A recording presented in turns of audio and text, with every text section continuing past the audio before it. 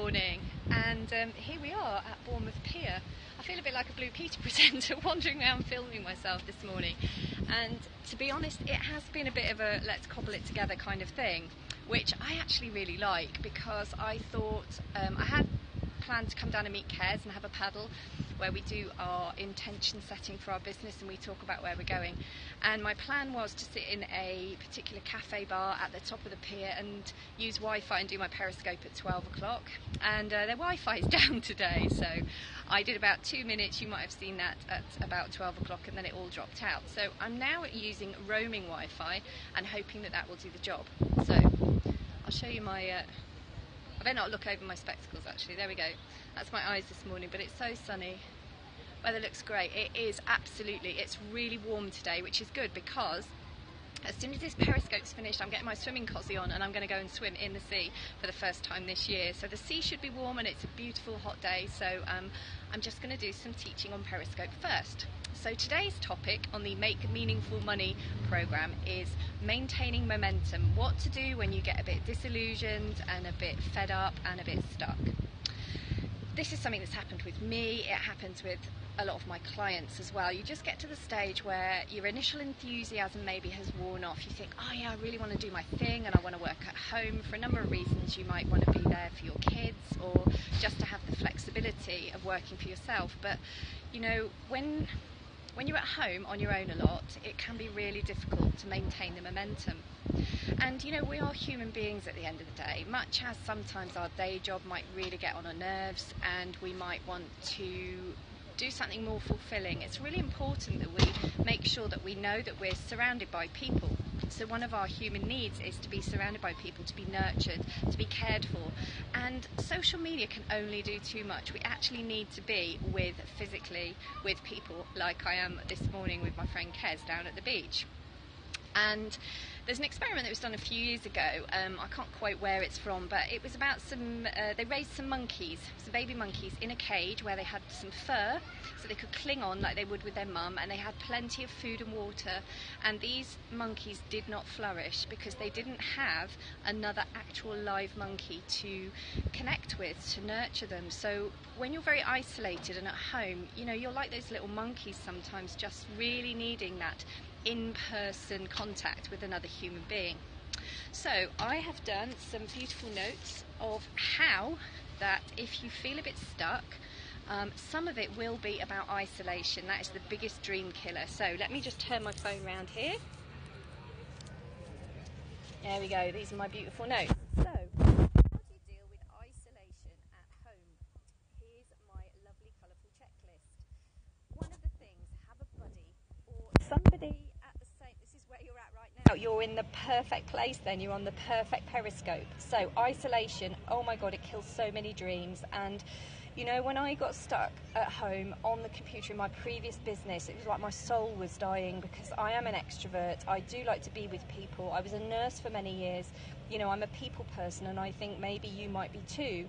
And we need to remember that. So isolation is the problem. So how do we deal with it? The first one, have a buddy or a peer, so somebody who's at the same level as you, that you can meet up and talk about your business with, you can get to know. And here's my lovely buddy. This is the lovely Kez, who is a designer. She does design work for heart-led businesses. So our client group is the same, but we do very different businesses. Our values are very similar. We both love being at the beach, so we actually come down and we meet at the beach. This morning we've been for a massive paddling session and you know, shared stuff about our businesses. So find a buddy that you can share with. It's so important.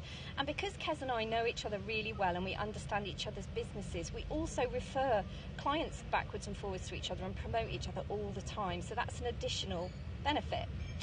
The next one is to have a mentor or a coach. Obviously I am a coach, and if you want to talk to me about working with me, you can send me a message on Facebook or email me at claire@myimprovisedlife.com. I could not have got to where I am without a whole bunch of coaches in the last 10 years helping me through, from my coach training to setting up my previous business, to learning about marketing, to learning about mindset, to learning all the stuff I'm now teaching. I've learned it from mentors and coaches. So it's a vital part of my growth, and I think it's really important that you have somebody that can teach you and save you a whole bunch of time and effort in doing things that don't work. Another thing that's worked really well for me is going to groups or being at events and workshops and being in a group of similar people. And I know that Kez is in a group at the moment, a coaching group, and she's getting massive value from that. I've been to loads of groups and events, and being in that energy and learning and finding buddies and pairing up with people is really brilliant. So groups and events is really important as well. The next one is to create or find a team or a mastermind. So this is a group of people who are on the same journey. Now, Kez and I are in a mastermind, which I set up because I decided I wanted to be in a group where we set our intentions every couple of weeks and we help to cross-promote. And we really did a group brainstorming on our problems. So we meet once a fortnight and we meet at this great cafe bar right on the beach. It's beautiful. So if you don't know of a mastermind, you just start creating one. Get a bunch of people together, 3, 4, 6 maximum, and start an intention setting group and a brainstorming group. And you'll find that it really does help to keep you on track. We have a Facebook group to keep in touch in between the meetings, and it's been a beautiful thing. Obviously, you work with your clients. And, you know, if you can work with them on a one-to-one, do workshops, do them in person, that's always a good thing. And your clients will refer people to you. And if you can keep it local or somewhere you can travel to, then you do get that in-person contact. Obviously, social media does work to a point, but I'm also talking about really getting out and about, getting out the house. You know, one of my own clients, coaches, used to say, you know, magic happens when you're out of the house, and it really does. You can meet people all over the place, and I particularly like creating magic with my friend Kez when we're paddling, because that to me is a bit of everything. It's beautiful. You can do some networking, and a lot of people have a real anti-networking thing, like just the word makes them cringe. And to me, networking is just about going out and making friends and meeting people. You know, people who've got similar ideas, people that could help you, you could help them. They might not be your clients, but actually when you meet people, you tap into their whole network. Now, Kez knows really well what I do and who I am, and she, you know, can meet people when she's out and about, which she has done in the last couple of weeks, people that she thinks are a really good match for what I offer. So you tap into everybody else's network as well, which is brilliant. And the more people you know that know you and know what you do, the better. You can share ideas, you can share skills. I put hug there because getting hugged is important. When you've been isolated at home, you're allowed to hug people in your network. You're allowed to do that. It's all okay. And you can help each other out. So that is my kind of isolation thing, is one way that we really get out of momentum, because you get stuck, and what happens in that case is then you quite often get stuck in your head, you get fearful, you know, being at home on your own, stuck in your head and trying to get things to work is just so difficult. So please stop doing it.